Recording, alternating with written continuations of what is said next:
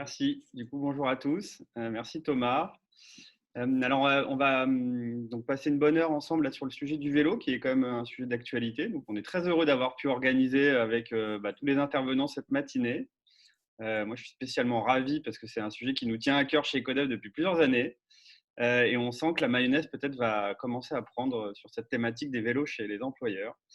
Alors, on va passer 10 minutes dans un premier temps sur les sujets de la mobilité et puis du projet, on va dire, écosystème mobilité qu'on pilote depuis quelques mois. Et puis assez rapidement, on arrivera sur le tour de table pour les intervenants et on fera un format table ronde en ligne cette fois-ci, à la différence des autres webinaires qu'on a pu réaliser dans le passé. Alors, je vais faire très rapide au début. Donc, comme Thomas disait, vous recevrez la présentation. Donc, voilà, vous aurez le temps de réétudier les chiffres. Je suis parti. Donc l'écosystème, donc déjà le contexte finalement du webinar, on a monté il y a maintenant plusieurs mois un écosystème donc porté par Ecodev, qui est donc une société de conseil sur les enjeux du développement durable. Ça fait un peu plus de 10 ans et on travaille donc exclusivement sur les sujets socio-environnementaux avec un pôle mobilité durable que Alice qui est en ligne pilote. Donc voilà, donc ça fait plus de 10 ans qu'on travaille sur les sujets. Donc il y avait des dates clés, mais c'est vrai que dès 2009, on a beaucoup travaillé déjà sur le vélo. Alors, Greenon était déjà un partenaire, par exemple, sur la thématique. Et puis, donc, je me rappelle des premiers arguments à amener chez les DRH à cette époque, qui n'étaient pas forcément évidents. Et puis, on a fini, on va dire, cette décennie sur des projets du type écosystème ou des programmes C2E avec des enjeux assez intéressants pour les employeurs ou le grand public sur la mobilité durable. Bon, je passe rapidement. Les enjeux de l'écosystème, c'est de permettre aux employeurs de s'approprier le management de la mobilité. Vrai sujet, on estime que c'est un peu comme il y a 10 ans. Demain, il y aura dans toutes les entreprises dignes de ce nom un responsable de la mobilité qui va piloter de manière transversale ces enjeux de mobilité durable, ce qui n'est vraiment pas le cas aujourd'hui, puisque c'est très cloisonné entre flotte auto, RH sur la partie passe transport, ou ce genre de choses. On veut aussi accompagner le changement de comportement, puisque ça ne se décrète pas de faire du vélo, par exemple, ça s'accompagne. Et donc, il y a des étapes, on le verra dans les intervenants, avec différents niveaux d'accompagnement d'ailleurs et de prestations qui permettent justement d'aider un peu tout le monde à se mettre en selle. On a un sujet aussi lié à la sobriété et l'innovation, puisque on le voit aujourd'hui, même si tout le monde voudrait aller au boulot en voiture autonome, ce n'est pas possible. Donc, on a d'autres solutions qui sont d'ailleurs économiquement et énergétiquement ou climatiquement plus responsables. Et on travaille beaucoup à mettre en avant les solutions innovantes et les acteurs engagés. Alors, ce qu'on peut appeler solution innovante n'est pas forcément du high-tech chez nous, loin de là. Je pense qu'on le verra dans la matinée sur le sujet du vélo. Alors, les employeurs, donc, nos objectifs, c'est de les accompagner sur trouver les solutions, finalement, les déployer, leur permettre de comprendre les enjeux. On va discuter là, ce matin de différentes barrières qu'on peut avoir, soit cognitives, soit réelles, sur la pratique du vélo. C'est d'offrir une visibilité aussi de ces acteurs engagés, ainsi que bénéficier de retours d'expériences concrets et idéalement pouvoir étudier les impacts socio-économiques. Alors on est vraiment dans cette dynamique aujourd'hui puisque ce qui nous fait bouger ou ce qui va nous faire bouger, c'est vraiment des enjeux sanitaires qui ne sont pas forcément historiquement scannés ou mesurés dans le monde des employeurs. Bon, ça c'est les différentes briques qui constituent l'écosystème. Donc c'est un certain nombre finalement de prestations, d'accompagnement, d'aide pour les employeurs et les aider finalement à traiter ces thématiques. La raison d'être de cet écosystème, c'est peut-être ça paraît évident, mais je vais le redire, c'est de minimiser l'usage de la voiture seule, donc l'autosolisme. Idéalement, donc minimiser les voitures thermiques principalement, en accompagnant sur tout type d'alternatives. Et donc, ça va de la non-mobilité au vélo. Un certain nombre de logos donc pour des parties prenantes, des adhérents ou des solutions. Donc, je ne veux pas les balayer, bien évidemment, mais on voit qu'il y a ça s'enrichit de jour en jour et l'écosystème est aussi bien rempli d'associations que d'institutionnels et d'entreprises privées, grands groupes ou start-up. Donc, nous, on est assez fiers de pouvoir fédérer autour de ces thématiques autant d'acteurs engagés. Voilà, sur la petite intro. La mobilité et donc le vélo, ça nous apparaissait aussi important de pouvoir rebalayer certains chiffres clés de la mobilité et du vélo. Alors, pour certains, ça va être une redite, mais comme on dit, il faut le dire 7 fois, je crois, pour que ça intègre notre cerveau. Donc, on n'en est pas au 7e webinaire sur le sujet, donc c'est bon. Aujourd'hui, la mobilité, c'est quoi? Donc, on a essayé de faire une photographie en un slide des enjeux de déplacement. Donc, on voit bien qu'on a une disparité entre Paris et les régions hors Île-de-France en termes d'usage de la voiture. On passe de 12-15% à pratiquement 80%. En moyenne, c'est 70% des déplacements qui se font seuls en voiture. Donc, on a un potentiel énorme. Si vous dites qu'il y a une quinzaine, voire un peu plus de petite vingtaine de millions d'actifs en fonction des jours, vous vous retrouvez quand même avec un potentiel énorme. Les enquêtes ménages nous annoncent que quasiment la moitié de ces déplacements font moins de 5 km et sont en voiture seule. Et c'est là où on peut effectivement se dire que le report modal de la voiture à d'autres moyens de transport comme le vélo sont énormes en potentiel. On a des durées aussi. Il y a une vraie différence entre la moyenne française et la région parisienne ou l'Île-de-France parce qu'on fait des distances plus longues en région avec beaucoup moins de temps, 14 km pour 23 minutes versus 10 km sur 41 minutes. Donc, on a vraiment des disparités en fonction des territoires, ce qui est à prendre en compte dans les accompagnements, bien évidemment, des employeurs sur ces sujets. Alors, les conséquences du tout auto, j'ai juste mis ce petit slide pour vous montrer dans quelle dynamique on est depuis les années 50, probablement, voire peut-être même avant, à partir du moment où les architectes et l'urbanisme ont pensé beaucoup d'aménagement des villes avec la voiture. Donc, on augmente les usages de la voiture, génial. Ça va nous permettre et nous pousser à avoir de plus en plus de constructions infrastructures liées à l'automobile et ça réduit la place pour finalement les autres modes. Et on est vraiment dans cette dynamique d'augmenter du coup à chaque fois les distances, puisqu'on le voit sur d'autres styles qu'on avait pu mettre.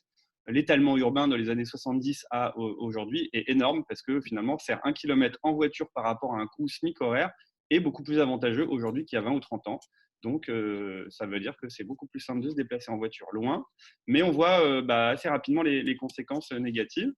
Si on prend les centres urbains, j'ai mis ce slide qui paraît assez évident, mais qui nous explique à quel point dans des villes comme Paris, Marseille, Lyon, on est tendu sur l'espace. Et on voit aujourd'hui que rajouter quelques vélos, trottinettes en libre service, ça crée des tensions assez fortes avec les piétons, alors que tout est pensé autour de la voiture, ce qui finalement n'a pas de sens au regard de nos enjeux actuels.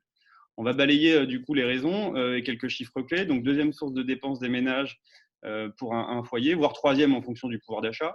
Je vous l'avais dit, ça va aller vite sur les chiffres. 50 minutes, c'est le temps passé finalement en moyenne pour aller au travail, aller-retour. 3 tonnes, c'est environ 30% de son empreinte carbone. Donc, c'est 120 grammes, un petit pot de yaourt à chaque kilomètre fait en voiture.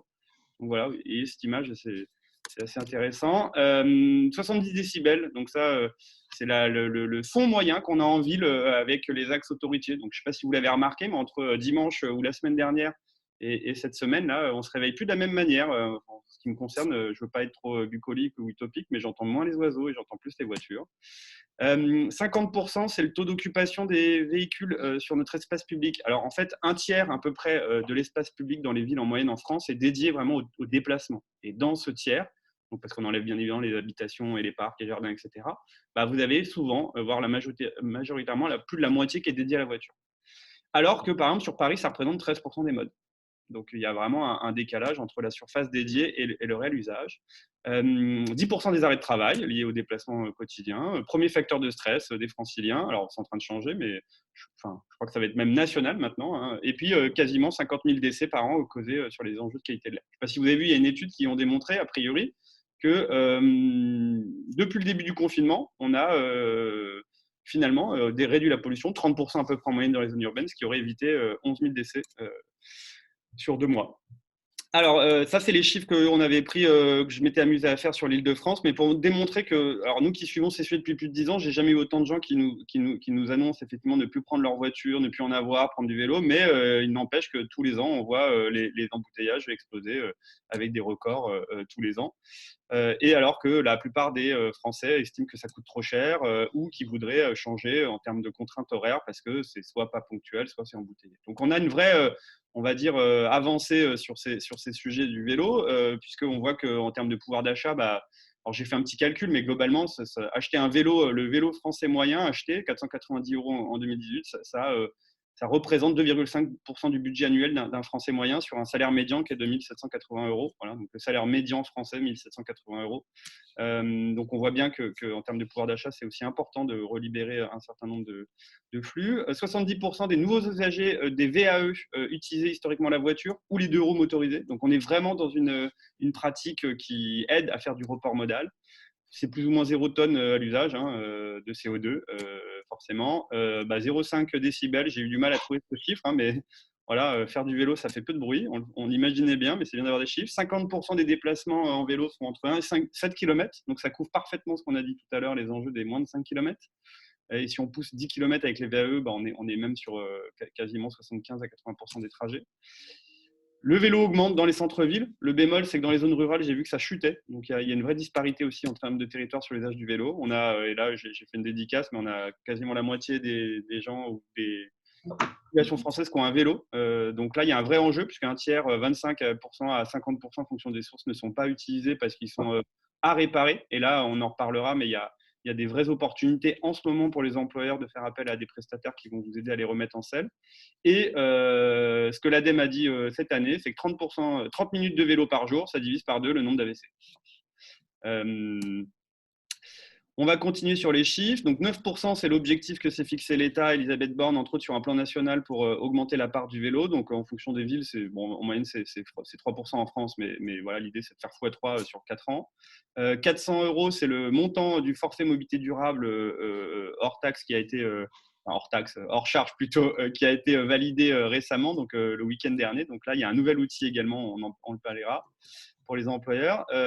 30 €, c'est le coût finalement par an et par habitant pour maintenir des pistes cyclables. Là, c'était par kilomètre, contre 71 € pour la voiture ou 473 € pour les transports en commun. Donc on voit que même pour nos impôts et la collectivité, ça coûte finalement quasiment 10 à 15 fois moins cher de favoriser le vélo plutôt que d'autres infrastructures. Et à date, je ne sais pas si vous avez vu passer, mais c'est une actualité intéressante, vous avez la capacité de faire réparer votre vélo et ou d'avoir une heure gratuite de remise en selle, de vélo-école, pour ceux qui n'ont pas fait de vélo depuis très longtemps, complètement financé par l'État. Ils ont mis 20 millions d'euros sur la table en ce moment. Donc, vous pouvez aller sur le site Alvéole, par exemple, qui est le site de la FUB, pour référencer tous les prestataires qui sont actifs. Valérie Pécresse a annoncé en région Île-de-France que 300 millions d'euros allaient être mis sur la table. C'est génial, on a des millions qui tombent pour le vélo. Maintenant, il faut les mettre en mouvement, ces euros, pour que les infrastructures arrivent. Et il y a des financements de l'ordre de 500 € pour la prime d'acquisition. Voilà sur les chiffres. C'était assez dense, mais l'idée, c'est qu'on puisse avoir par écrit quand même un certain nombre de données factuelles. Et puis, ah oui, j'ai sorti le dernier parce que le MEDEF avait paru ça en 2015, puisque c'est pas mal de polémiques. Si ça a eu 9% de productivité en plus lorsqu'on fait une activité physique, dont le vélo quotidiennement. Donc, en plus pour les employeurs, d'inciter à faire du vélo, c'est censé aider à augmenter la productivité. Voilà, donc que dire de plus? La question que je me pose, c'est pourquoi du coup on ne fait pas plus de vélo? Et c'est ce qu'on va essayer de balayer rapidement avec donc tous les intervenants. Merci à vous. Je vais vous laisser la parole. Je vous laisse peut-être 1 minute chacun dans l'ordre. J'ai fait de l'ordre alphabétique des noms des structures pour éviter. Bon, c'est assez c'était marginal comme raisonnement, mais bon, peu importe. Peut-être. Alors j'avais 2 questions, mais ça c'est peut-être qui vous êtes et surtout qu'est-ce qui vous a en 2 mots poussé à devenir acteur pro vélo? Charles? Bonjour à tous. Merci beaucoup. Tous ces chiffres, effectivement, confirment que c'est le moment et non seulement c'est le moment, mais il y a un enjeu qui dépasse même tout ce qu'a montré autour du vélo. Donc, ce qui m'a poussé, c'est ce qu'on est en train de vivre finalement. En 2013, moi, je suis avant tout un cycliste passionné et j'ai voulu, en tant qu'entrepreneur, entrer dans le monde du vélo. Et dans mon activité professionnelle passée, j'étais dans des activités de service. J'ai trouvé qu'il manquait des activités autour des services aux entreprises dans le monde du vélo. Donc, on a créé Cyclé pour apporter une réponse autour des solutions vélo destinées aux salariés dans les entreprises. Et petit à petit, on a effectivement conçu un certain nombre d'offres. En tout cas, à chaque fois, en écoutant en premier lieu, parce que c'est la première démarche, chacun de nous apportons des réponses différentes, mais c'est finalement le client qui sait et qui a ses propres contraintes. Et donc, on est totalement à l'écoute et on essaie de construire avec chaque client les réponses adaptées. Alors, je vais faire garde-fou du temps, donc peut-être que des fois je lèverai la main pour Pas faire de souci. la parole. Fabrice, du coup, qui es-tu et ce qui t'a motivé à être pro vélo? Donc, Fabrice Bisson, je suis l'inventeur d'Hélocycle, si on peut dire. Donc, moi, mon job, c'est de louer les vélos assistance électrique aux entreprises pour les déplacements salariés, domicile-travail. Donc, c'était vraiment axé là-dessus. Les départs, ça existe depuis 2015. Je suis surtout sur le vecteur aujourd'hui nord-ouest de la France. J'ai découvert le vélo électrique il y a une petite quinzaine d'années au tout début et j'ai vraiment eu le flash quand, dans mon ancien job, j'étais directeur d'une société, que lors d'un séminaire, j'ai mis pas mal de personnes sur des vélos électriques alors qu'ils n'avaient pas fait de vélo depuis 20 ans. Et j'ai eu peur de me faire lyncher quand je leur ai annoncé la chose. Et quand on est revenu de la balade, ils étaient toutes et tous heureux. Donc là, je me suis dit, il y a quelque chose à faire, il faut décliner. Et donc voilà, j'ai voulu, à mon humble niveau, faire en sorte de changer les comportements concernant la voiture. Et ayant les chiffres que tu as montrés tout à l'heure, voilà, les ayant déjà en tête, j'ai pu travailler dessus. Donc, je trouve que le vélo est économique, rapide, efficace, plaisant, donc intéressant, bon pour la santé, ça va revenir, bon pour la collectivité et donc bon pour la planète au total. Merci. Arthur? Ah.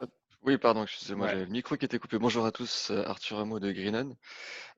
Alors, pourquoi nous on est pro vélo? Nous, on était créé en 2009 et au début, quand on a proposé le vélo électrique aux entreprises, Vélib existait depuis seulement 2 ans, donc ça fait 10 ans, 11 ans qu'on a créé ça. À l'époque, le VOE n'était pas vraiment utilisé encore, c'était une technologie encore peu répandue. On nous regarde avec des grands yeux d'ailleurs, mais c'était une technologie vraiment pertinente pour le cadre du travail, pour se rendre au travail, pour aller en réunion, etc. Moi, d'un point de vue personnel, pour moi, fondamentalement, c'est une autre façon de penser la mobilité et l'aménagement urbain et la ville.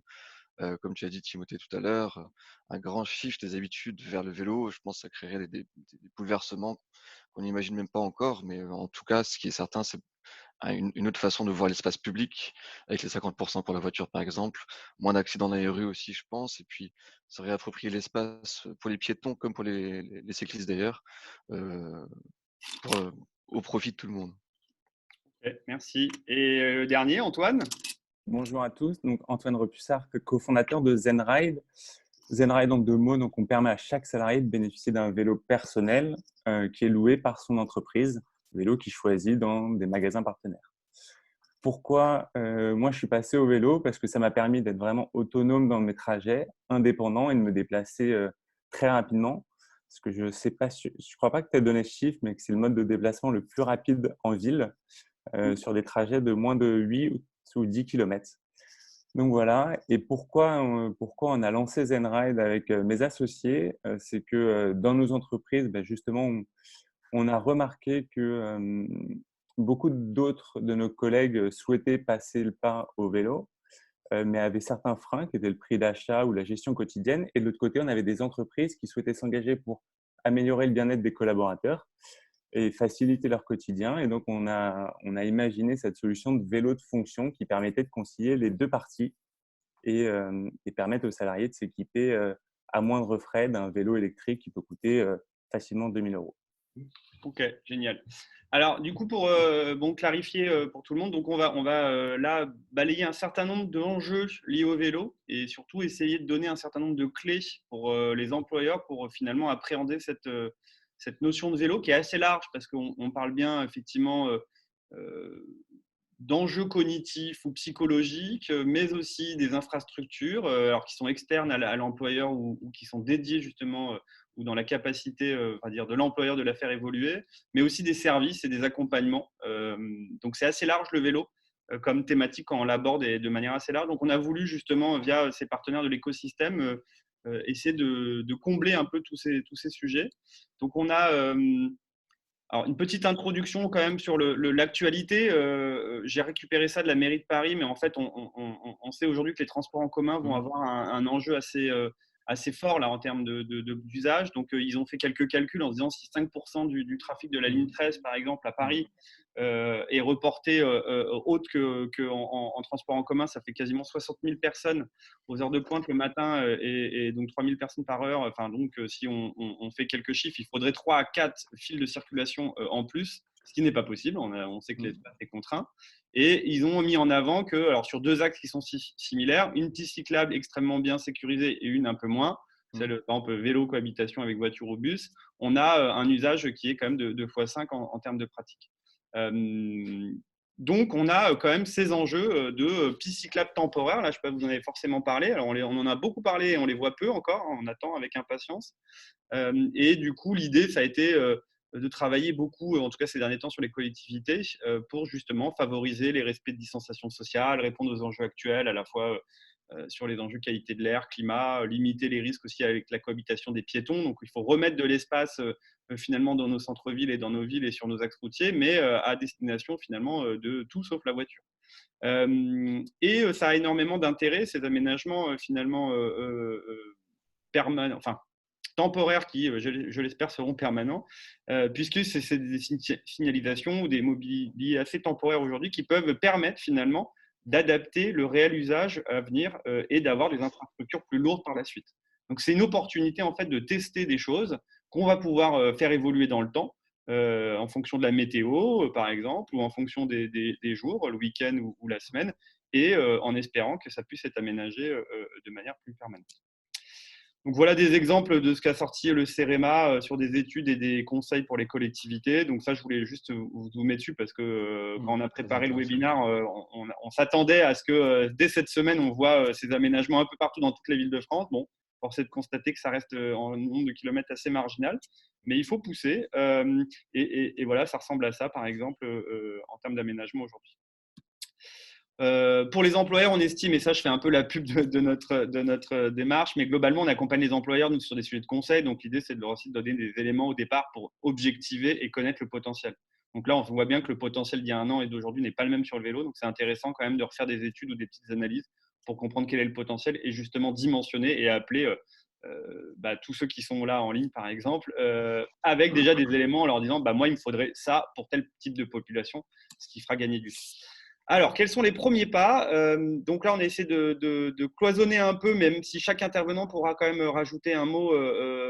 Mais voilà, donc je vais commencer peut-être avec Charles en te posant quelques questions qui sont écrites là, orange sur blanc. Quel frein pour toi est majeur sur la mise en selle des gens dans les entreprises, hein? Oui, d'accord, bien sûr. Alors, quel frein? Tout d'abord, comme partout, au-delà d'un frein, c'est un point très important, c'est le contexte réglementaire. Les entreprises sont guidées fortement par le contexte réglementaire, fiscal en particulier. En France, on a trois piliers. Celui des plans de mobilité qui sont obligatoires, et Timothée et Codev savent très bien de quoi il s'agit. Donc ça, c'est le premier point. Le second, c'est la LTE, la loi de transition énergétique, qui permet d'avoir un crédit d'impôt de 25% sur la mise en place de flottes d'entreprises. Et le troisième, plus récemment, avec des décrets qui sont parus il y a quelques jours, c'est la LOM avec le forfait mobilité durable qui, à mon sens, structure considérablement la réponse et l'approche que les entreprises vont faire dans le cadre de la mise en place de solutions vélo pour leurs salariés.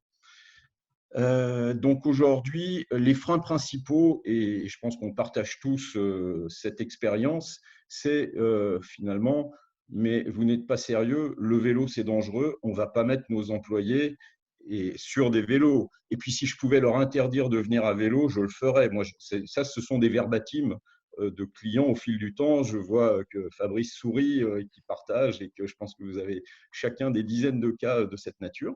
Donc le premier point, c'est la question très légitime de la dangerosité, du risque et de cette problématique, avec en plus un environnement très nébuleux en matière d'accompagnement, en matière d'assurance. On entend des choses assez parfois. Bon, ça commence à changer grâce à l'intervention des assureurs qui cadrent les choses, mais la question de la responsabilité de l'assurance et du risque sont les principaux freins. Bien sûr, au-delà, il y a la question du budget, lorsque l'entreprise se saisit du sujet. Donc voilà, le frein, c'est le premier, c'est avant tout la problématique légitime de l'entreprise de ne pas mettre à risque ses salariés. Ensuite, les budgets et la responsabilité. Voilà. Et du coup, alors quelles seraient les réponses quelles sont les réponses que tu donnes ou après que vous donnez pour justement traiter ces objections? Alors, là aussi, je vais illustrer avec un verbatim assez important, qui a été très structurant pour moi. Un jour, lors d'une réunion dans un grand groupe industriel français, au moment de signer plusieurs stations de vélo partage, Monsieur Sécurité Group a été invité. Je vois, Timothée, tu connais l'histoire parce que je crois que je te l'ai déjà raconté. Et la première phrase qu'il a dite, c'est « Charles, c'est super ce que vous faites. Moi, vivant, il n'y aura pas de vélo dans l'entreprise. » Bon. Ça refroidit un peu après 2 ans et demi de négo et où on croit qu'on va signer. Et finalement, ma réaction spontanée, c'était de dire, vous avez raison, le vélo, c'est extrêmement dangereux. Mais 2 questions. Tout d'abord, est-ce que vous avez des cyclistes? Bah oui, on a des cyclistes, j'aimerais bien leur interdire, mais bon, on ne peut pas le faire. Et 2, est-ce que vous pensez que la pratique du vélo va augmenter? C'était il y a 2-3 ans de ça. La réponse a été, bah ouais, effectivement, on le constate tous. Et finalement, ce que j'ai dit à cet interlocuteur, c'est de dire, en fait, vous faites la politique de l'autruche. Vous dites, le vélo, c'est dangereux, et puis on met la tête dans le sable en attendant que ça passe. Non, il faut regarder les choses en face et apporter des réponses structurées à cette problématique bloquante. Une des réponses structurées, c'est de mettre en place ce qu'on fait, donc c'est une des propositions de valeur qu'on apporte, à la fois des réponses sur la sécurité autour de 2 piliers. Le premier, c'est l'information à minima. Il faut informer ses collaborateurs des règles, etc. Et le second pilier, c'est la formation. Et donc là, on a, je fais ma page de pub, mais on a conçu effectivement une plateforme de e-learning en particulier qu'on déploie depuis quelques temps maintenant autour des questions de sécurité, ce qui nous semble un préalable indispensable, quelle que soit la solution mise en œuvre, même s'il n'y a pas de solution, et que les collaborateurs prennent des vélos occasionnellement Vélib, par exemple, eh bien, ils sont à risque aux yeux de l'entreprise.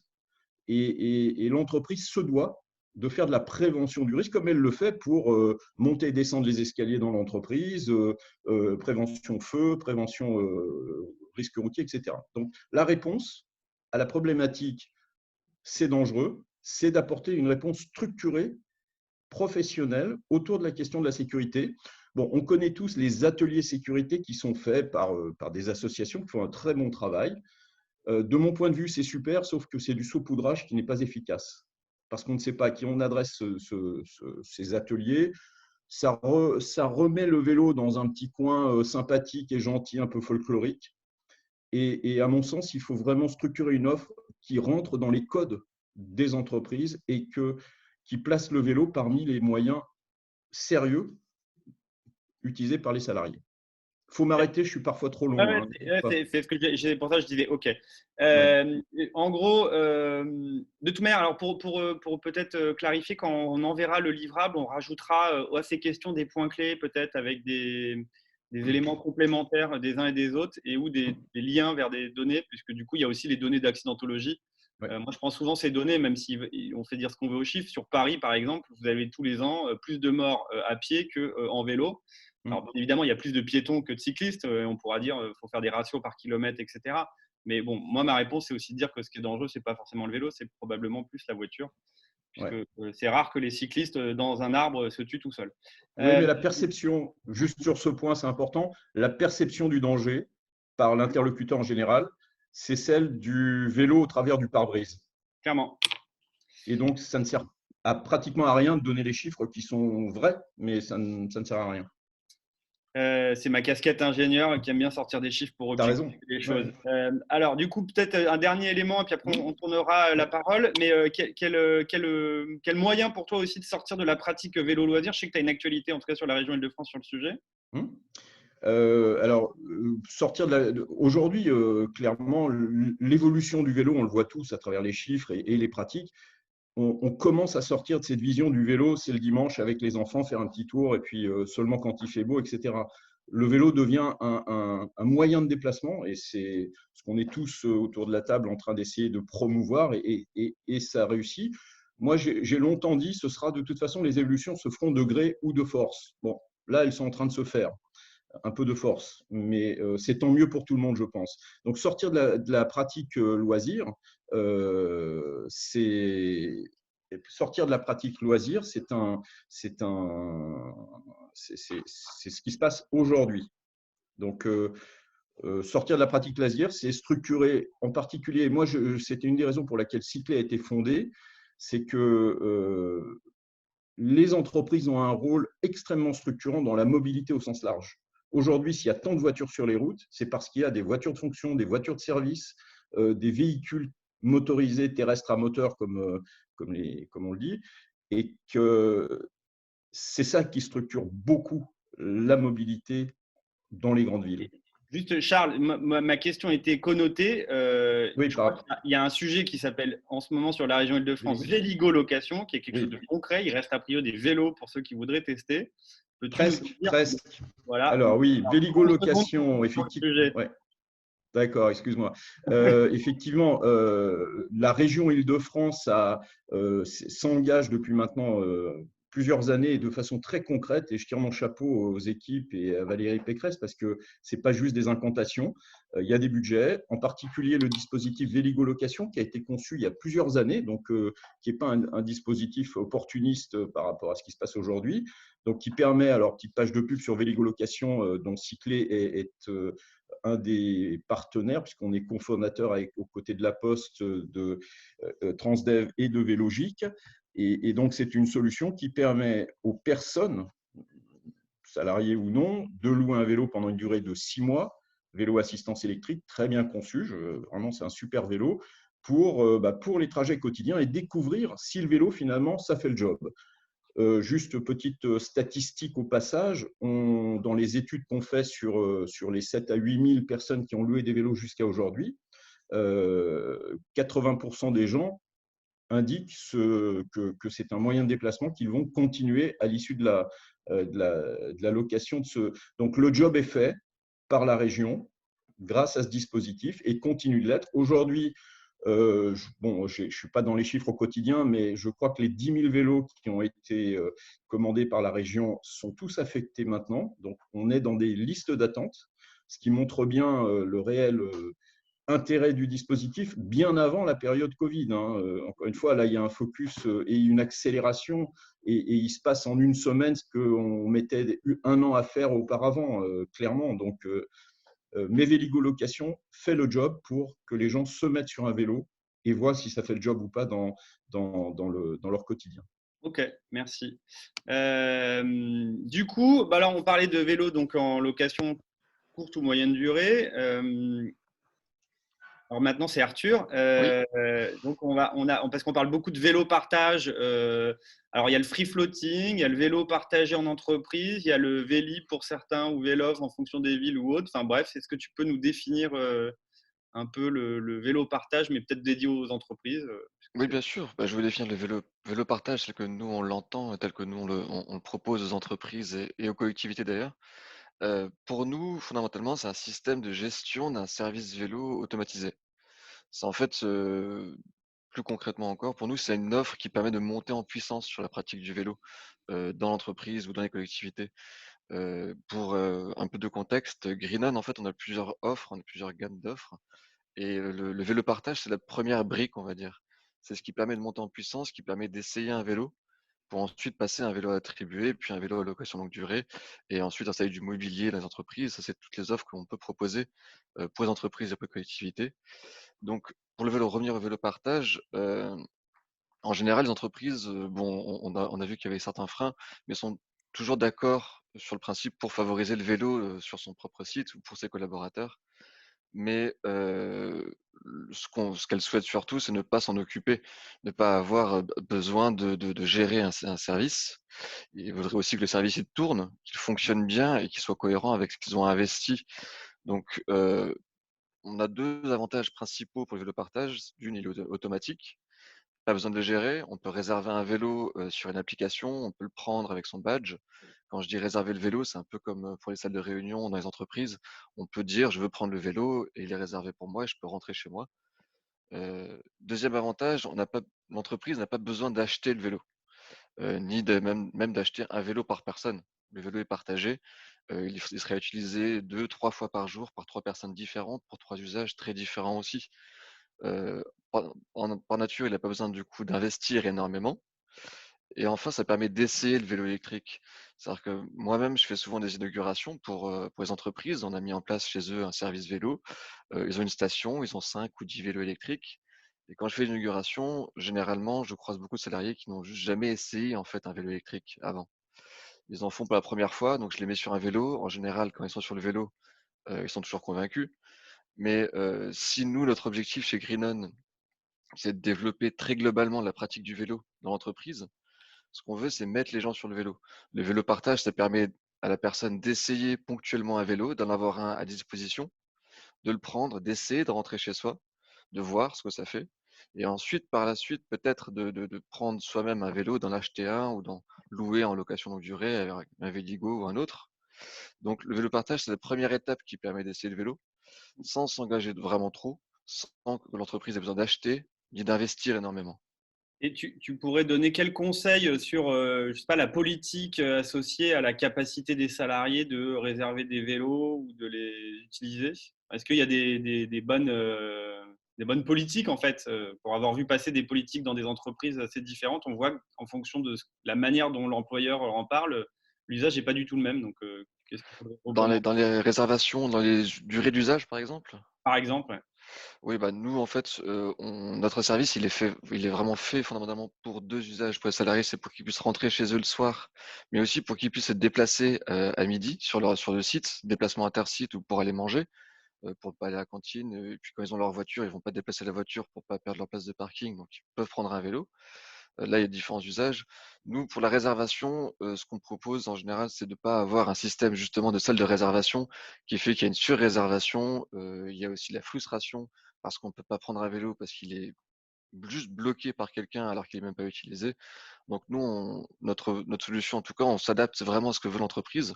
Donc si elle veut qu'on puisse bloquer le vélo pendant un quart d'heure, pendant 1 heure ou pendant 2 heures, on va l'appliquer. Nous, on leur conseille 1 heure en général, 1 heure ou une demi-heure. Ce qui Ok. fait que la personne va le bloquer le soir à 17h, 17h30, 18h, je ne sais pas à quelle heure ils partent exactement. Mais en gros, ils le bloquent un peu avant de partir et ils le prennent. Mais ce qu'on veut, c'est qu'il y ait le plus de turnover quand même. Ok. On a le même sujet sur l'autopartage, hein, de manière générale, même si ce n'est pas la promotion qu'on va faire ce matin, mais c'est vrai qu'il y a deux choses qui me paraissent importantes de signaler. C'est le dimensionnement pour éviter les frustrations et les situations où il n'y a pas assez.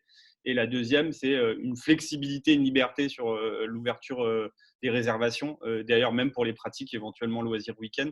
Et nous, on voit bien que les entreprises qui sont assez open bar sur le sujet, bah, l'usage est assez élevé. Et dès qu'on est trop contraignant, bah forcément, ça restera. Peut-être tendance, parce que du coup, je voulais, mais peut-être que Charles, tu pourras aussi réagir, mais parce que c'est important c'est que tout le monde ait aussi des coûts, des ordres de grandeur. Donc, je vais revenir à la question. Véligo location, là, par mois, ça coûte combien à peu près? Alors, Véligo location, à peu près, c'est 40 euros. Ok, 50, alors, il s'agit d'une délégation de service public et donc les employeurs, et ça, la plupart ne le savent pas, ont l'obligation de prendre 50% de ce titre transport ok, à leur charge. Donc, pour une personne qui louerait un vélo et qui est salarié, il peut se faire rembourser 50%. Donc, ça lui et, coûte et, 20 euros. C'est et une les, durée de 6 mois obligatoire. ok, et les ordres de grandeur sur l'e-learning aussi? Alors, sur l'e-learning, ce sont des tranches pour tester au début, on va dire, on est autour d'une cinquantaine d'euros par apprenant. Donc, on est dans un dispositif en mode SaaS, hein, une plateforme de e-learning sur laquelle, effectivement, les gens se connectent. On onboard autant d'apprenants que l'entreprise souhaite adresser. Et donc, on descend jusqu'à des coûts de l'ordre de 30 euros. Ok, Euh, avec des deals particuliers lorsque beaucoup d'entreprises ne souhaitent pas envoyer sur des plateformes externes. Et mhm. donc, il y a aussi des deals enfin, des situations où on va proposer le contenu qui sera mis sur le e-learning interne de l'entreprise. Et ça, c'est du Merci. coup par coup. Voilà. Et Arthur, si c'est pas indiscret aussi, les ordres de grandeur, l'idée, c'est pas d'avoir à l'euro près, mais c'est d'avoir les tendances pour que là, les employeurs puissent commencer à budgéter ces sorties de vélo. Oui, oui, bah, pour nous, en fait, pour faire un tarif, on va jouer sur 3 variables majeures qui Mhm. sont la durée d'engagement, parce que notre service est disponible en location de 12 mois à 36 mois. Donc la durée d'engagement, ça va varier première chose. Ensuite, il y a la fréquence de la maintenance, puisque la maintenance est comprise dans notre service. Et ensuite, le modèle du vélo, puisqu'on a 3 gammes de vélos. Et typiquement, on va leur proposer un vélo qui est dédié au partage, vu que c'est un vélo différent, par exemple, d'un Véligo ou ça va plutôt s'approcher d'un vélo électrique haut de gamme, mais solide, etc. Donc, typiquement, pour se faire une idée, on est plutôt autour de 150 euros par vélo et par mois. Ok. Ça, c'est un coût pour l'entreprise. Pour le salarié, le service est mis à disposition gratuitement. Mhm. Et je tiens aussi à dire que pour les entreprises, il y a évidemment des avantages fiscaux à se doter d'un service de partage de vélo à partir du moment où ils le prennent pour 36 mois et justement que les salariés ne participent pas au coût. Ok.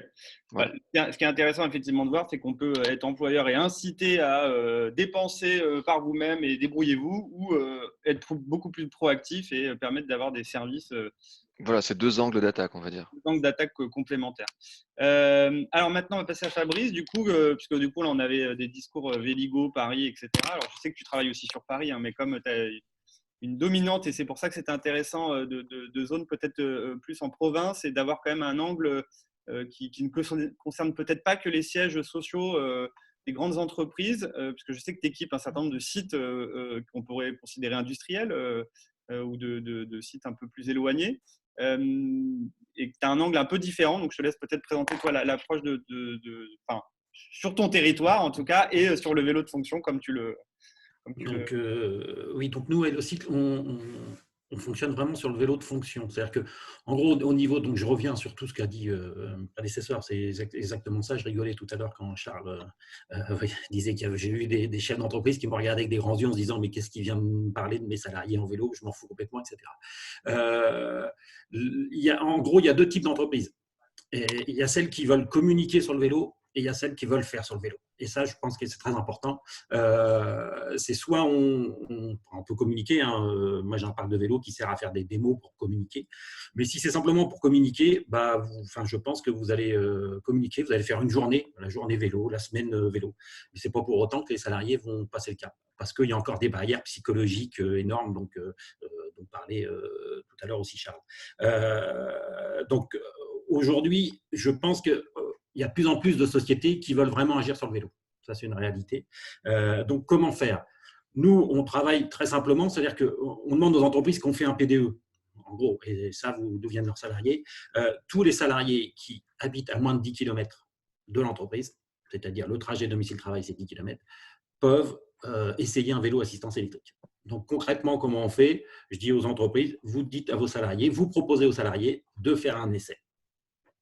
Moi, je fournis les vélos.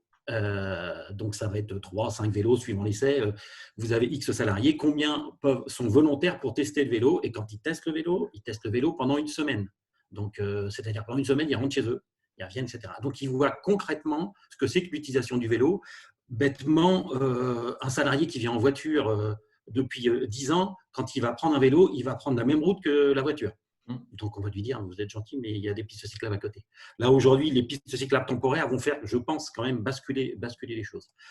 En faisant cette proposition, c'est très simple. C'est que plus de 80% des salariés reviennent en disant, bah oui, c'est super. Donc, c'est pour ça qu'il faut aussi que les entreprises, quand elles mettent ça en place, elles soient sûres de vouloir mettre en place à long terme. Parce que si vous avez proposé quelque chose, puis après vous dites oh bah oui, mais il n'y a pas de budget, voilà, je ne suis pas convaincu. J'ai eu des cas comme ça dans les entreprises où la direction pensait on va faire mousser la chose, et en fin de compte, ils ne s'attendaient pas à ce qu'il y ait vraiment une volonté. Donc, c'est des salariés donc, qui sont volontaires. Donc, de là, à partir du moment où ils sont volontaires, ils ont testé le vélo. Et ça sera les meilleurs ambassadeurs après. C'est la chose à savoir, c'est que moi, ma vision, vaut mieux mettre moins de vélos assistance électrique en parc au départ, et après, ça va faire effet boule de neige. Puisque que ce soit la direction qui dit qu'il faut faire un vélo ou le vendeur qui dit le vélo il est bien, vaut mieux que ce soit le collègue qui le teste tous les jours et qui va apporter les pierres à l'édifice et qui va montrer que c'est bien. Voilà, l'idée c'est ça. Ok. Et en termes de coûts, est-ce qu'on est sur les mêmes ordres de grandeur que ce qu'on a annoncé précédemment? Donc, nous, on est, après, ça dépend, pour les tests, ça dépend du nombre de vélos, etc. Donc, ça dépend du temps, ça va de 1 mois à 3 mois, suivant les entreprises. Donc là, on est sur plus de 100 € du vélo, plus les coûts de transport après. Donc, sur place, il y a la formation, etc. Et puis après, quand on est sur du long terme, puisque c'est du vélo de fonction, c'est un salarié, un vélo. Donc, on se débarrasse de la problématique des recharges, on se débarrasse de la problématique des gestions des clés, etc. Donc, de fait, on prouve sur un contrat de 36 mois, ça revient à 70 € le vélo. Ok. Et les retours en termes de chiffres clés, enfin, je ne sais pas, sur 50, 100 personnes qui ont testé pendant quelques jours, là, quelques semaines. Automatiquement, c'est plus de 80% des gens qui disent ok, c'est ce qu'il me faut, ça correspond. puisqu'on a ciblé les personnes. Après, il peut y avoir des disparités. 10 km quand vous êtes dans une agglomération, ça se fait facilement. 10 km quand vous êtes à la campagne complète, vous sortez de votre site et vous êtes 10 km en plein vent, comme j'ai pas mal de clients en Bretagne, voilà, ça peut faire peur aussi. Mais c'est plus de 80% des gens qui l'utilisent qui disent oui. Et c'est pour ça que je mets en avant le fait qu'il faut vraiment que l'entreprise ait une volonté. Parce que si vous avez fait des essais et 80% des gens qui disent le vol et quand ça remonte au-dessus, on dit ben, on n'a pas le budget, je ne pense pas que ça soit très bien géré. Clairement. Après, pour faire l'avocat du diable, et un certain nombre d'employeurs essayent effectivement de pousser, et puis il y a des barrières juridiques en interne ou de RH. Voilà, il y a aussi ces étapes cognitives pour ces gens qu'il faut arriver à passer. Et je pense qu'il y a un intérêt à expliquer qu'il y a un panel large d'offres et d'étapes aussi clés en fonction des profils. Merci Fabrice. Vas-y. Oui, donc je voulais, j'ai oublié dans la présentation de vous dire, c'est tous les vélos qu'on met en place. Donc c'est un type de vélo, on travaille avec un type de vélo, on s'occupe de tout l'entretien, tout ce qui s'ensuit, sont équipés d'un traceur GPS, ce qui permet de vérifier, puisque le salarié qui vient en vélo, quand l'entreprise s'engage sur 36 mois sur un vélo, elle voudrait être sûre que le salarié vient en vélo, c'est-à-dire qu'il utilise vraiment le vélo de fonction. Donc nous, ils sont équipés d'un traceur GPS qui nous permet de gérer les entretiens préventifs. Voilà, puisqu'il y en a qui vont faire 10 km quand d'autres vont faire 2 km, suivant où ils habitent par rapport à leur lieu de travail. Donc, on gère les entretiens préventifs, on fait passer les entretiens préventifs. Et la deuxième chose, c'est qu'on fournit des statistiques d'utilisation. Le salarié s'est engagé à venir pour X% du temps en vélo. Donc, c'est une négociation interne. Hein. Mes clients sont entre 50 et 80% des salariés disent on va venir 80% ou 50% des trajets sur l'année, lissés sur l'année, parce que s'il est sûr que l'hiver, ils en font un peu moins, lissés sur l'année, et on vient en vélo. Et donc, nous, on fournit les statistiques tous les mois pour prouver aux entreprises que l'investissement est vraiment réalisé. Et quand ils regardent, la première chose qu'ils regardent, c'est de se dire bah, ça nous a libéré des places de parking. Quand vous avez 30, 40, 50, 60 salariés, comme certains clients, bah, vous libérez 60 places de parking. Ce n'est pas anodin. Ok. Donc, en gros, quelle que soit l'origine de la mise à disposition du vélo, collectivité ou entreprise, on est sur des ratios de l'ordre de 75-80% de gens qui basculent. Donc, ça, c'est hyper intéressant à avoir en tête. Sur des coûts qui sont quand même, pour certains, peut-être pas négligeables, mais au regard des coûts, on va dire, classiques, voiture de fonction ou autre, quand même très, très faibles. Et puis, je fais une dernière image et ça va me permettre de passer à la parole du coup à Antoine par la suite.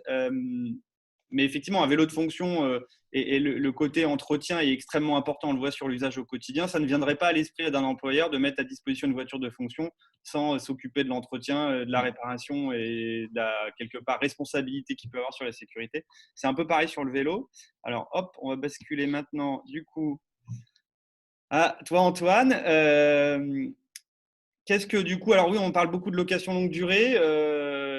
Et il y a aussi un enjeu que j'aimerais qu'on zoome, qui revient quand même régulièrement dans nos échanges nous, avec les entreprises sur les enjeux fiscaux ou les enjeux de répartition quelque part entre l'avantage en nature, etc. Enfin, si tu peux nous faire un petit zoom et un décryptage sur ce volet. Ok. Donc, chez Zenride, on fait pareil que chez Hellocycle, donc c'est du vélo de fonction. On n'aime pas forcément ce mot-là parce que le mot de fonction a un côté très statutaire dans l'entreprise, alors qu'au contraire, et je pense que c'est la même démarche chez Hellocycle, on se veut totalement inclusif, donc proposé à tous les collaborateurs. Mais le système est assez identique à celui de la voiture de fonction, tu l'as dit Timothée, à deux différences. C'est qu'il est proposé donc à tous les collaborateurs et c'est qu'il n'y a pas d'avantage en nature déjà. Donc c'est un point qui est assez important pour les entreprises. Je crois que c'est depuis mars, l'URSSAF a justement spécifié ce point, qu'il n'y a pas d'avantage en nature pour la mise à disposition d'un vélo que les collaborateurs vont également pouvoir utiliser pour leur trajet personnel.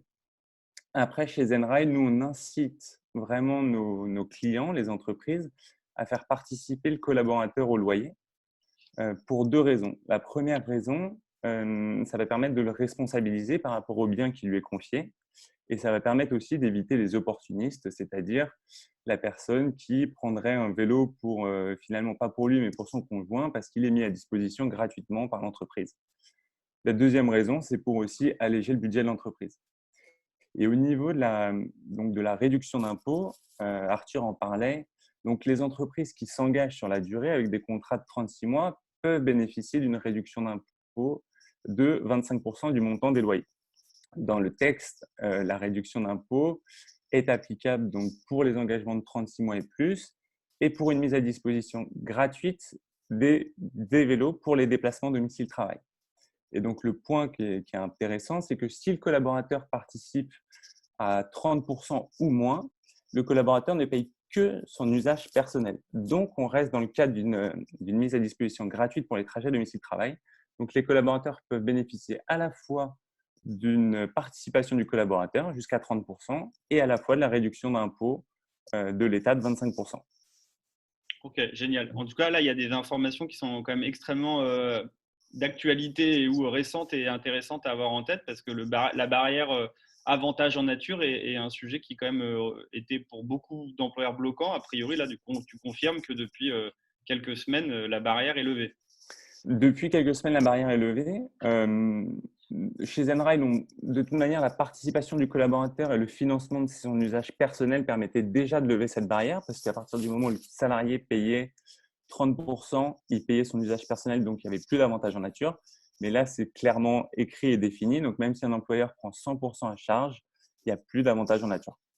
Génial. Et en termes de coûts, de modalités ou de fonctionnement, on est sur des enjeux similaires aux précédents ou il y a des... Alors, nous, on propose tout type de vélo, que ce soit du vélo classique, du pliant, de l'électrique, du vélo cargo. Donc, chaque salarié, on va en fait choisir dans un de nos magasins partenaires, il y en a un peu partout en France, le vélo de son choix dans l'enveloppe qui a été définie par son entreprise. Donc, si l'entreprise a défini, par exemple, une enveloppe de 2 000 €, en prenant en compte l'antivol et les services d'entretien, d'assistance, d'assurance, parce que vous l'avez dit précédemment, c'est quand même très important de fournir ça. Ça permet d'assurer aussi toute la sécurité du collaborateur. On est sur un coût pour l'entreprise net de 45 € par mois, un peu moins de 45 € par mois. Et pour le collaborateur, on est sur un coût de 25 € par mois. Donc, c'est pour l'entreprise un coût qui est raisonnable, qui est assez proche du coût des transports en commun, quand bien même la plupart de nos clients cumulent les deux avantages, les transports en commun et le vélo de fonction. Et pour le collaborateur, 25 € par mois pour bénéficier d'un vélo à 2 000 € et de tous les services inclus, c'est quelque chose qui est très acceptable par rapport à un prix d'achat de 2 000 €. Ok, génial. C'est extrêmement clair et en plus, ça nous permet de tenir largement les délais. Donc, on va continuer. Merci.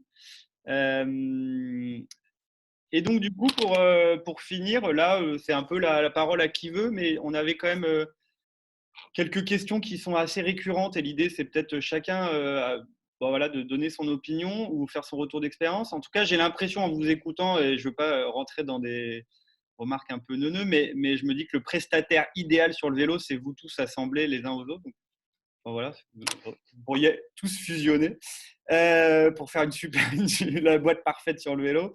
Quels sont les principaux critères de réussite pour vous Voilà, peut-être à la volée, les uns derrière les autres, en version rapide, comme dans des émissions de télé, là où ça va tac, tac, tac. C'est la hausse globale de l'usage du vélo, de toute façon. Pour nous, c'est l'objectif commun. Ouais. Ok, donc un usage important. Fabrice, Arthur, ou Antoine et Charles. Pareil. Pardon, vas-y. Non, moi je parlais que c'était l'engagement de l'entreprise et Charles le disait au début, il y a des entreprises qui voulaient fermer les yeux par rapport à l'usage du vélo, ce qui finalement augmente les risques parce que autant s'engager et prendre les choses en main, être proactif et faire de la formation vélo et proposer du matériel de qualité et régulièrement entretenu. Donc, c'est vraiment l'engagement du collaborateur, l'engagement de l'entreprise, qui va permettre d'être un vrai critère de réussite pour le développement du vélo. Alors, pour moi, un des critères de réussite, c'est effectivement, tu parles d'engagement, mais c'est l'exemplarité au sein de l'entreprise. Longtemps, le vélo a été considéré par les C-level, on va dire, comme c'est pour les autres.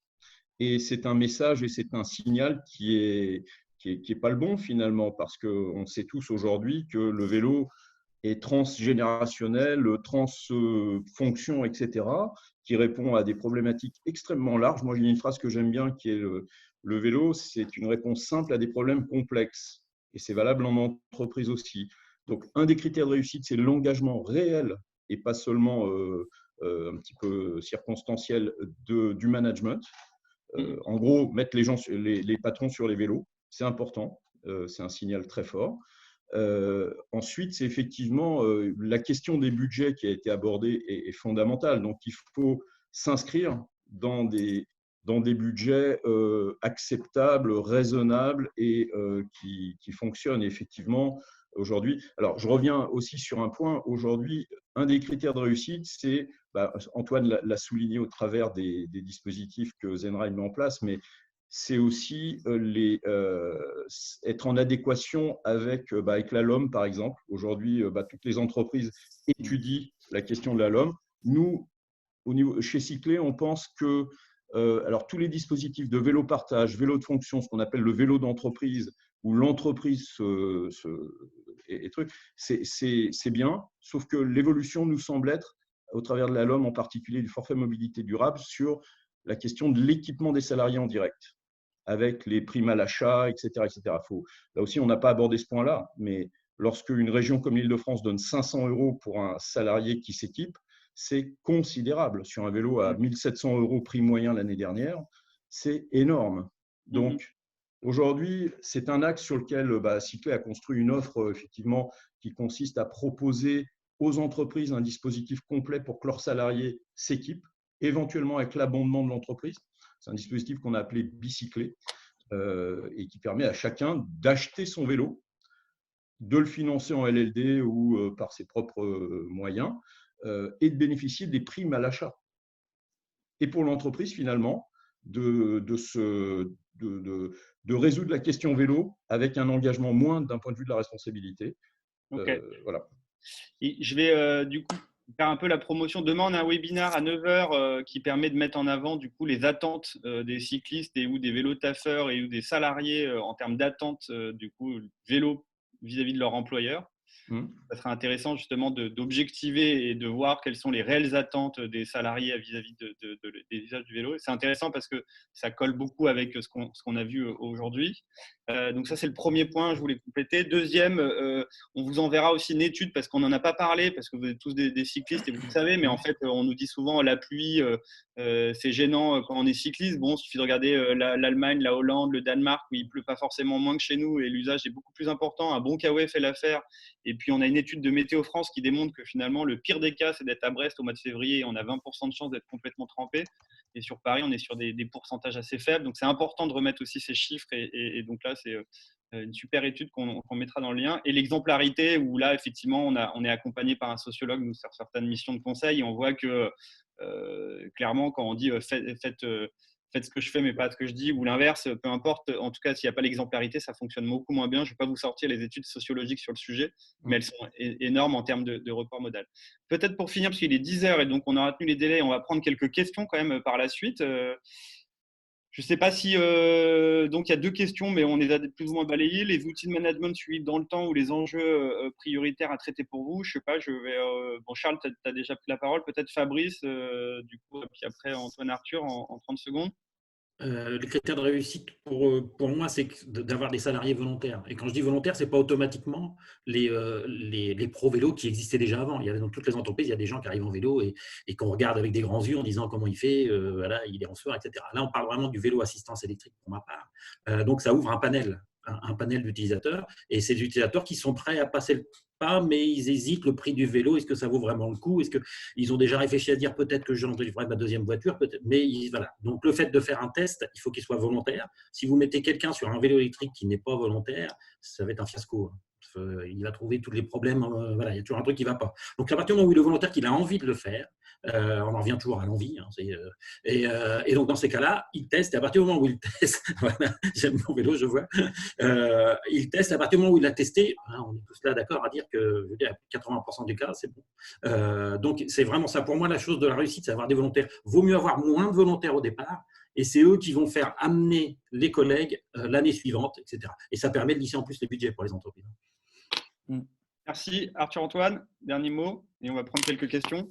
Oui, moi, pour les outils de management, c'était, nous, notre station est connectée. On n'a pas de puce GPS dessus, puisqu'on ne devrait pas suivre les salariés qui ne le souhaitent pas. C'est pas l'habitude qu'on a, même si c'est disponible, c'est faisable. Mais en gros, on fournit aux entreprises des données assez précises d'utilisation qui va permettre de savoir quel vélo est sorti, à quelle heure, combien de temps, combien de locations par jour, par mois, par année, et cetera. Ils peuvent voir les fluctuations, en fonction des saisons, et cetera. Donc pour moi, enfin nous en tout cas, on a les outils de management, liés à la station.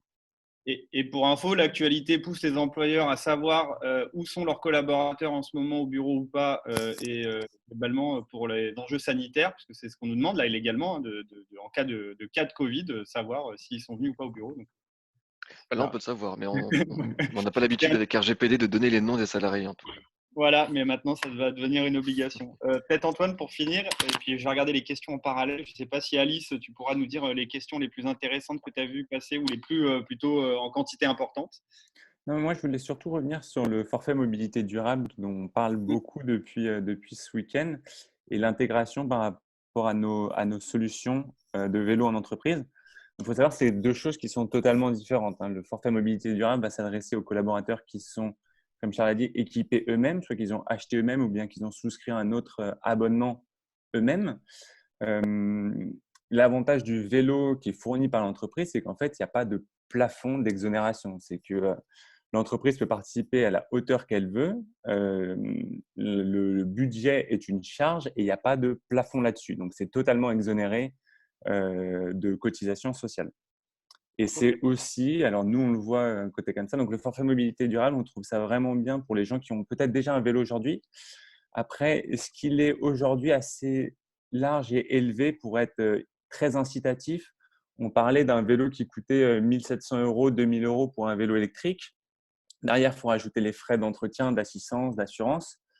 Et le forfait mobilité durable, on va pouvoir récupérer que 33 € par mois. Donc, ça fait beaucoup de frais avancés pour finalement récupérer 33 € par mois. Donc voilà, c'est deux mécanismes en tout cas bien différents Et complémentaire. Peut-être Alice, tu avais un et complément à complémentaires. faire? Oui, en fait, bon, c'est vrai qu'il y a eu énormément de questions sur le forfait mobilité durable. Je vous invite à voir le replay du webinaire qu'on a fait il y a 2 semaines, qui est disponible sur la chaîne YouTube d'Ecodev. Et je vous invite également le 20 mai prochain au webinaire qu'on va faire avec Betterway, qui propose une solution assez concrète et en 2 temps, parce qu'il faut savoir que sur le forfait mobilité durable, on est toujours en attente du décret sur le titre mobilité, mais le week-end dernier, les décrets sur les modalités d'application sont sortis, donc les choses sont cadrées et c'est en vigueur depuis lundi 11. Donc ça fait à peine 1 semaine. Le forfait mobilité durable, il est quand même intéressant. Je nuancerai un peu les propos d'Antoine parce que Il est intéressant, j'ai dit. ouais. Pas forcément pour les mêmes personnes, mais il est intéressant. Il va quand même permettre, si l'usager veut mettre tout son forfait, ce qui est intéressant dans le forfait mobilité durable, c'est qu'il permet de changer un peu de mode. On peut prendre parfois les transports, parfois le vélo, parfois le covoiturage. Et ça, c'est une vraie nouveauté. Et il faut quand même souligner que c'est une avancée dans la prise en charge des frais de transport personnel et dans la reconnaissance qu'en fait, on est tous plus ou moins multimodaux en fait, à l'échelle de la journée et à l'échelle de la semaine. Et ça, il faut quand même le souligner. Si un salarié fait le choix d'acheter un vélo électrique, c'est qu'a priori, il ne va pas le faire qu'une fois par mois, son trajet domicile-travail, vu la valeur de l'achat du véhicule. Alors, il peut utiliser la totalité de son forfait mobilité durable. Donc, ça fait quand même 400 €, qui n'est pas négligeable. Effectivement, 33 € par mois. Si on le lisse à l'année, on ne le ressent pas forcément comme un coup de pouce à l'achat, mais l'employeur peut aussi donner l'enveloppe du forfait en un coup et ça fait déjà 400 € en moins sur l'addition. Plus, après, vous avez aussi toutes les aides locales et régionales qui permettent aussi de financer ces véhicules. Donc, je trouve quand même que pour le véhicule électrique et en tout cas pour l'achat, le forfait mobilité durable est quand même un outil intéressant. Il y avait aussi d'autres questions sur les avantages en nature, etc.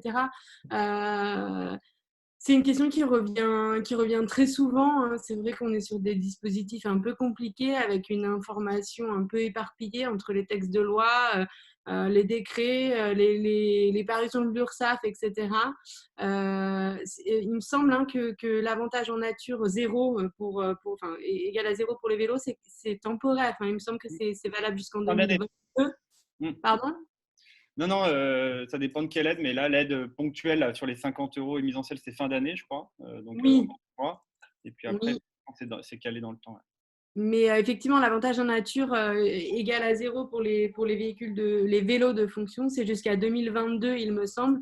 Il faut replacer les choses dans le contexte. Je pense que voilà, on essaye de lancer des tendances et d'appuyer voilà, ces changements de comportement. À terme, je pense qu'on y arrivera et que ça se durcira peut-être aussi. Ok.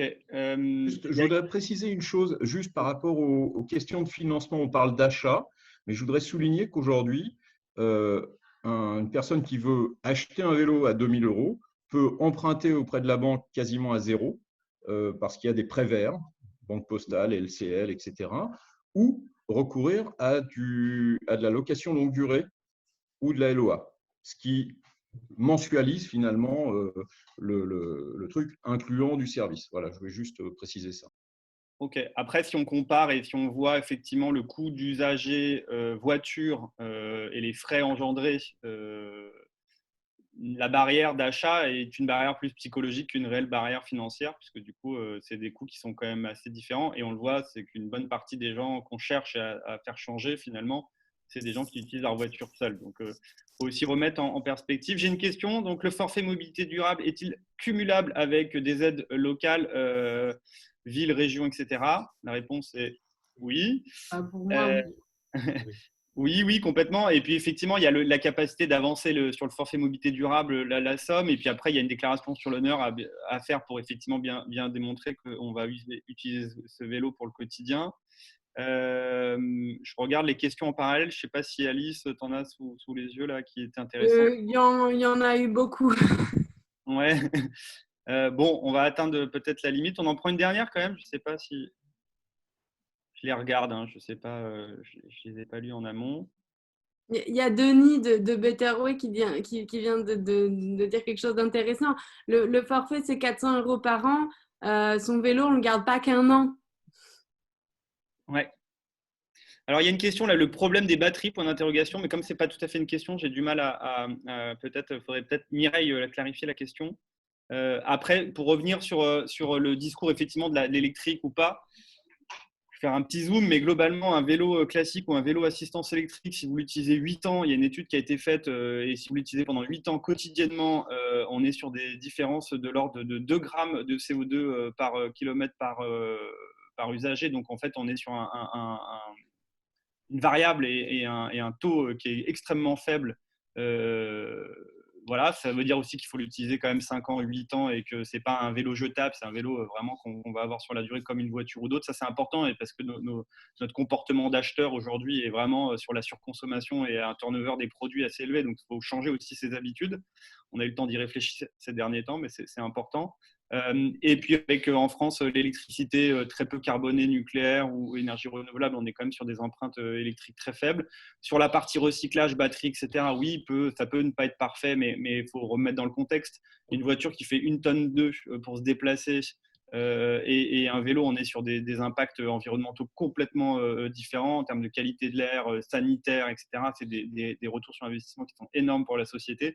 Les études de l'ADEME le démontrent bien. Enfin, voilà, donc on peut rentrer dans cette polémique, mais moi, je pense que c'est vraiment contre-productif que de commencer à finalement attaquer ce sujet de la batterie parce que c'est assez marginal en final en termes d'impact comparé à tous les autres modes de transport qu'on a l'habitude d'avoir, 70% encore en voiture.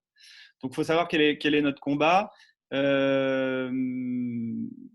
Je ne sais pas s'il y a d'autres. Alors, oui, il y en a d'autres qui arrivent. Il y a des éléments. Les problèmes de vol et le stationnement, c'est une bonne question. Alors, je vais tenter des réponses et puis vous me direz. Mais globalement, le vol, en fait, sur le vélo, moi, je suis cycliste depuis pas mal d'années. Je me suis jamais fait voler un vélo. Par contre, effectivement, j'ai 2-3 U. J'essaie de le garer en faisant attention. Enfin, il y a une éducation aussi à la sécurité au vélo. C'est rare qu'on laisse sa voiture avec les fenêtres ouvertes, etc. Bon, il n'empêche que même si on ferme sa maison, même si on ferme sa voiture, on se fait des fois cambrioler ou voler sa voiture. Donc, le vélo, effectivement, il est volé. mais sans vouloir être trop critique, il y a beaucoup de vols qui sont faits parce que les vélos sont vraiment pas très bien sécurisés. Alors, ça n'empêche que, bien évidemment, il y a du vol sur des vélos de gamme, etc. Et c'est présent, mais il y a des assurances. Mais si on raisonne de cette manière, on ne fait quasiment plus rien. Donc, j'insiste sur le fait que si vous avez 2 U plus une chaîne et que vous le garez au bon endroit sur des rebords sécurisés, je prends un exemple, mais les panneaux de circulation, quand vous attachez votre vélo, la plupart, on peut les enlever en prenant le poteau, en le retirant. Donc, en fait, quelqu'un qui connaît un voleur va soulever le poteau, prendre le vélo et il va repartir avec. Enfin, il y a plein de choses comme ça bêtes et nous, on sort en disant notre vélo a disparu, alors que finalement, ça aurait pu être évitable. Donc oui, on n'est pas dans un monde parfait, il faut sécuriser ces vélos. Mais pour les usagers au quotidien, les vélos sont quand même exceptionnellement rares. Aussi même que l'assurance habitation parfois inclut la protection du vélo. Donc s'il est volé dans une cour, dans une arrière-cour ouverte ou dans un local fermé, ça revient au même, à partir du moment où il était sécurisé quelque part. Évidemment avec les 2 points de sécurisation. Exactement. Je rebondirai là-dessus pour donner un ordre d'idée. Nous, on a plus de 250 vélos qui tournent. On s'en fait voler 3 par an maximum. Ouais, c'est rare quand même. Et sur les 3, on en retrouve 2 grâce au GPS à chaque fois. Donc, il faut quand même relativiser la chose. Voilà. En clair, il faut assurer son vélo. Et aujourd'hui, il y a des assurances sur étagère, Allianz et autres qui proposent de l'assurance contre le vol pour une valeur, pour un montant raisonnable. On n'achète pas une voiture sans l'assurer. Ouais. Autre question, et on va finir parce qu'il est 10h15 et on s'était promis de finir à 10h15. Mais est-ce que la sensibilisation et l'éducation sont portées par les fournisseurs de flotte vélo? Vous allez bien évidemment dire oui. Génial. Bien évidemment, pour conforter, effectivement, il y a des associations locales, des vendeurs de proximité et plein de gens, mais tous les prestataires et toutes les entreprises privées, en tout cas que je connais, qui sont membres de l'écosystème, sont des gens passionnés et passionnants sur le sujet du vélo, qui passent beaucoup de temps à faire de la pédagogie, de l'éveil, de la sensibilisation, de la formation. Donc, n'hésitez pas à les appeler. Et je vous laisse, si vous voulez, avoir un mot de la fin. Mais en tout cas, merci. À demain pour ceux qui seront là pour le résultat de l'enquête et le 20 mai sur le sujet du forfait mobilité durable. On refait le même ordre que tout à l'heure et puis on finira ce webinaire. Charles ? Merci beaucoup. Comme tu viens de le dire, on voit que c'est un sujet passionnant, animé par des passionnés. On n'est pas dans cette activité par hasard. Je veux dire,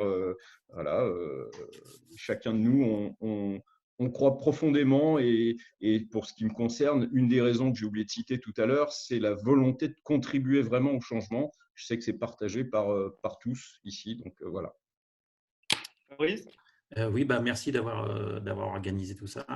C'est vrai, c'est tellement bien dit par Charles. À notre humble niveau, on essaye de faire changer la société, les comportements de la voiture. C'est surtout moi de voir comment faire changer les gens qui sont dépendants de la voiture. Il y a une dépendance comme une drogue à la voiture où on se déplace pour 1 kilomètre avec une voiture. Je trouve ça, j'ai toujours eu du mal avec ça. Donc, du coup, je suis allé dans le vélo et j'ai dit, je vais leur expliquer qu'on peut faire autrement. On a une addiction au pétrole. Oui. Antoine ? Merci beaucoup pour l'organisation de ce webinaire. On voit qu'il y a quand même plein de solutions différentes de vélo pour aider les gens à franchir le pas. Donc, je suis convaincu que le vélo va devenir vraiment dans les prochains mois un mode de déplacement à part entière et considéré par tous les Français. Génial. Arthur, pour finir ? Oui, on est tous convaincus que le vélo va, en tout cas, est utile à moyen long terme. On espère tous que sur le long terme, il va s'ancrer un petit peu plus. Nous, notre enjeu fondamental dans les prochains mois, c'est de faire tester au maximum de personnes le vélo pour installer du mobilier, du vélo partage, de la LLD et pour que tout le monde s'y mette, quoi. Génial. Peut-être Alice, est-ce que tu as un mot pour clôturer ? Je voulais vous remercier, c'était très intéressant. J'ai beaucoup suivi le chat. Je crois que c'est vraiment un sujet qui passionne. Alors pas que nous là dans nos petites vidéos, dans nos petits encarts, mais également tous les gens qui nous ont suivis et je trouve que c'est vraiment intéressant.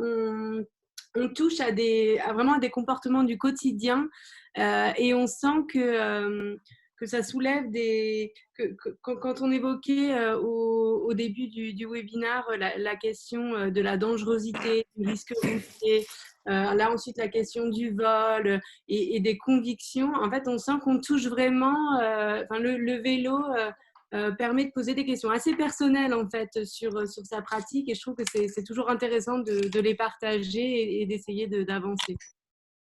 Génial. Merci à tous. Merci, Vive le vélo. merci Timothée. Merci, Merci au revoir. Ecodev. À Allez, bientôt. au revoir. Merci Au revoir. beaucoup.